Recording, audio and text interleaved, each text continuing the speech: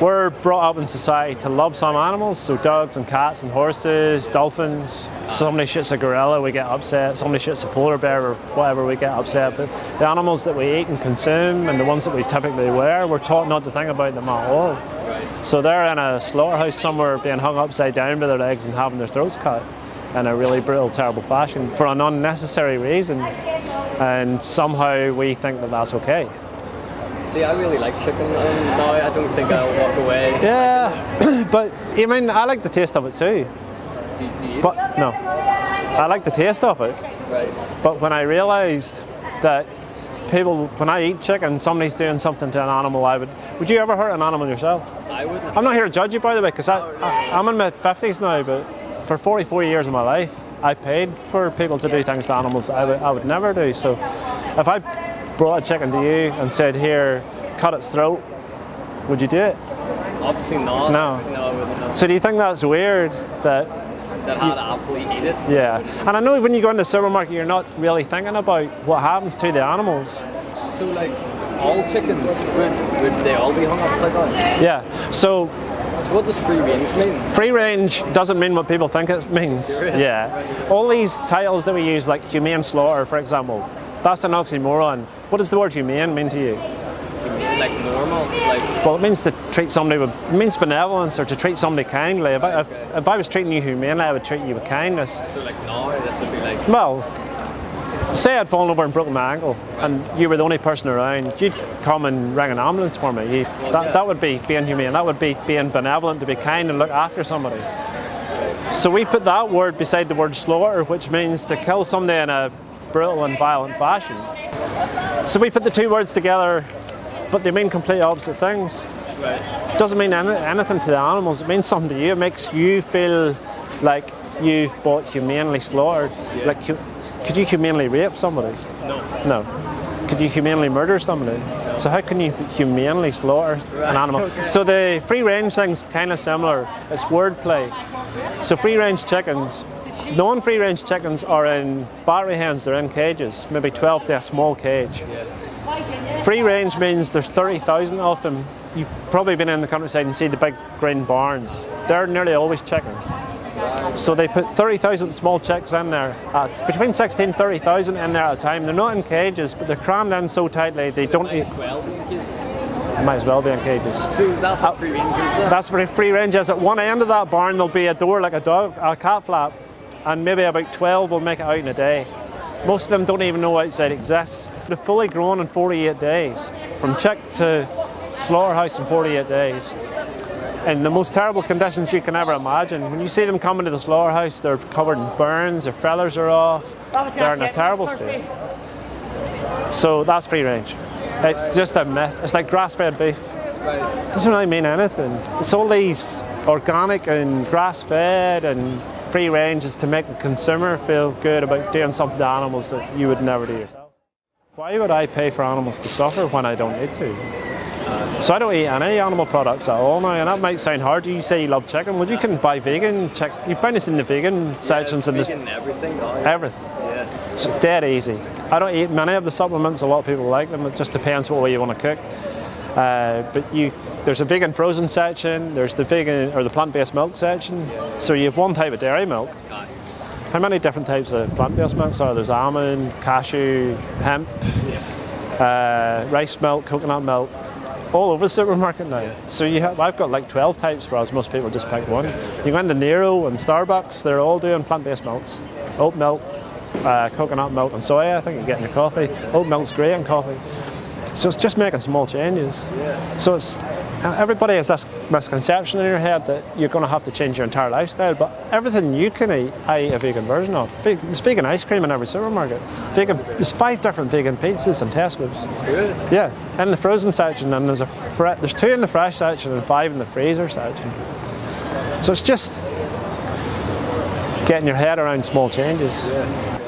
Most of the food you probably eat already is vegan anyway. Your potatoes and your vegetables and your fruits and cereals. So it's not going to be a big change if I It's not the change, it's like 20% change. So if you eat like a Sunday roast dinner with your potatoes and your gravy and your onions and your peas and whatever else on it, the only one thing you're changing is maybe the piece of lamb or the piece of chicken, and you put on a vegan chicken burger instead, or a vegan steak, and man, it doesn't taste exactly the same, but it still tastes really, really good. Yeah. And you haven't paid for an animal to suffer in any way whatsoever. Well, it's actually been very good, thank you. Yeah, so I appreciate you stopping, man. Yeah. Most people it's just that thing you're taught that we need protein from animals, we need cow's milk for calcium, and honestly, man, it's absolute bullshit. Some of the strongest people in the world and the best athletes in the world are vegan athletes. Yeah, because I've actually been looking, well, ages ago I looked into like athletes who only eat like vegan based like things. And so on that, are you in the sport, or do you run, or what do you do? Well, I do compete in mountain biking and I play football. Yeah, man. Have you watched the Game Changers there? You see, like in America, they're a few years ahead of us. Some of the top endurance athletes in the world, NFL players. I follow the NFL. All the top players now are going. I'm not going to tell you they're vegan because they're maybe wearing leather and stuff, but they're all eating plant-based diets now because for longevity and less inflammation and less obesity. And when you're eating meat, you're getting saturated fat, cholesterol, you're getting antibiotics, you're taking in all sorts of shit. It's not good for you. So there's not unhealthy vegans walking around. You don't go into a hospital and see protein deficient vegans on a ward. You see people with heart disease and diabetes, cancers from eating crap. So I mean, if you can do away with saturated fat and cholesterol, that's a big win. What is calcium? Test your school abilities now. It's a mineral which comes from the ground, and cows have it in milk because they're eating grass and dirt all day long. Yeah, so they're getting it from that. But you can get calcium in ample amounts from eating leafy green vegetables. So technically, like coloured greens, cabbages, and broccoli. That's how they get it. This is how the industries have taught people that you need to consume chicken for protein, and you need to consume dairy milk for calcium when you can get it from leafy greens. If I said, where do you get omega-3s from, where would you say? See, I would have thought like eggs or something. No, it's fish. Well, people eat fish for it, but they get it because it's in seaweed. So if you want omega-3, you can take spirulina or some of those products and get some. All the animals, all you're doing when you're eating an animal is just eating what they have. Getting a third party. You just cut them out of the process and eat the source they get it from, And then people talk about protein. Well, the biggest animals in the world, elephants are vegetarians. Greyback gorillas are vegan. Well, I want to call them vegan because vegan's not really a diet, it's a concept of treating animals differently.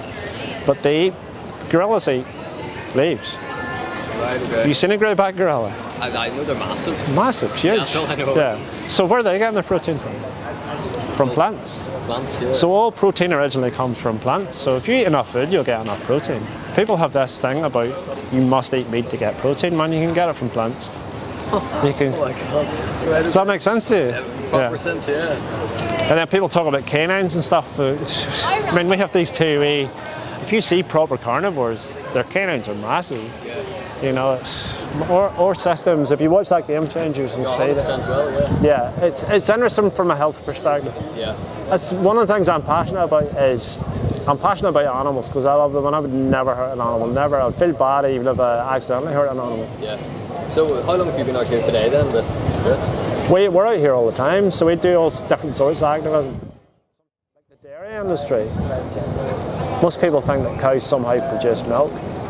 Dairy industry is the most cruel industry on this planet, man. It's so cruel. Nobody knows. But you know? Yes, I know. I can tell you quickly in a minute how bad it is. So the dairy industry, cows only produce milk like a human. They're mammals. If they're pregnant, or they've just given birth. So they're pregnant 9 months like a human. And at the end of 9 months, when the calves are born, 50% male, 50% female, the females go back into the industry, get to a few months old, make them pregnant, they produce milk. Yeah. As soon as they can have a baby, they'll make them pregnant. And so they'll do that 4 or 5 times in their lifetime. Make them pregnant, take the calves away, make them pregnant, take the calves away. They keep them constantly producing milk. Until what, they die or can't do it? No, they'll not die. Farmers call it spent. So about 5 to 6 years old, they don't produce enough milk anymore. They constantly being pregnant is really hard on a female. Yeah. So their bodies just can't take it anymore. So at 5 or 6 years old, off to the slaughterhouse they go. Cows can live to 30 years old. You know, so they're killed at a young age. The baby boys don't produce any milk at all. So most people probably think that male dairy cows go to produce beef, but the quality of meat that they produce is poor because they're a different type of cow.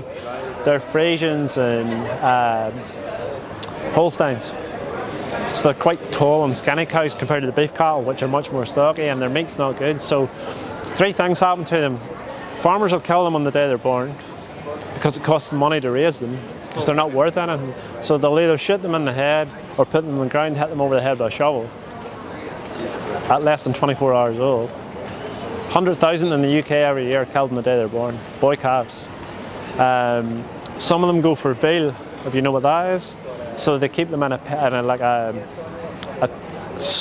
a dog kennel with a chain around their neck in darkness for 18 weeks. And veals, you get it in some restaurants, it's like a delicacy. It's an expensive type of steak, Why is it so? but it's really tender. So they're kept in darkness so they don't produce red blood cells, and they can't move in this cage thing that they're in, so their muscles don't develop, so it's a really tender white meat. It's expensive. 18 weeks old, somebody will take them out of that cage, take the chain off their neck, and they go to a slaughterhouse, somebody will cut their throat. Like wee baby cows. And the other way is, you go to the market in Ballymena, there's a livestock market on a Friday, well it's on every day, but Friday morning is the drop calf market, and drop calves are the baby boys. So they go to there and they're sold for cheap meat products, dog food, cat food, like steak and kidney pie, crap like that. So baby boy calves I've seen 3 of them sold for 50 quid, and they go from the market straight across the road to the slaughterhouse. And I mean, they have to be 14 days old. So when you go there, they're like wee tiny baby calves, man. It's so sad. Like they're not much bigger than a big dog. The most gentle wee creatures on planet Earth, and they take them across the road and hang them upside down, cut their throat and pull their skin off them. It's terrible. It's really, really bad. The whole thing stinks.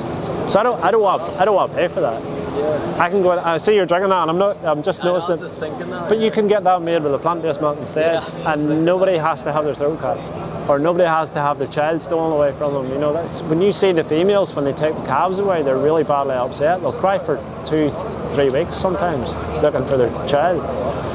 They'll never see them again. You know, I don't see where people get off treating animals like that when you don't have to. Most people don't know, but that's why we're out here. If you know better, you can do better, you know. So you're out here just to like educate people on what's happening? Yeah, that's all we're doing. Converse them or... Yeah. Well, I'm not here to shout at people, because I genuinely believe most people don't know. So I was vegetarian most of my life. I didn't know how cruel the dairy industry was. As soon as I found out when I watched that speech I was telling you about, I was like, why am I paying for that? I can just drink coconut milk instead, or soya milk or whatever. You know, it's a simple choice. It's as simple as going into the supermarket and you think, oh, I need a pint of milk. And instead of lifting the dairy milk, you just turn around and you go, I'll have some rice milk instead. So the more people that do that, obviously, the bigger the change also. Yeah. So, like, I think the figures are in the UK, for example, I think it's 4 years ago now, there was a survey done, there were 600,000 vegans in the UK. Before COVID, which is 2019, there's 3.5 million, something like that. Yeah, so it's like 3 million more in a 2 to 3 year period, because people are out there. It's digital information nowadays, easily accessible. I didn't know when I was young about how cruel eggs were and how cruel the dairy industry was, but you can go online now and watch the sort of stuff that I showed you. There's one on there called Dominion, which is undercover footage from farms. And it's not people being deliberately cruel, it's standard practice. And man, it's one of the most, it's hard to watch, like it's hard, but for me it's worth to watch and see the reality of what you're paying for and what animals go through. Yeah. You know. 100% watch them, yeah. What's your name, by the way? Scott. Thanks for starting, man.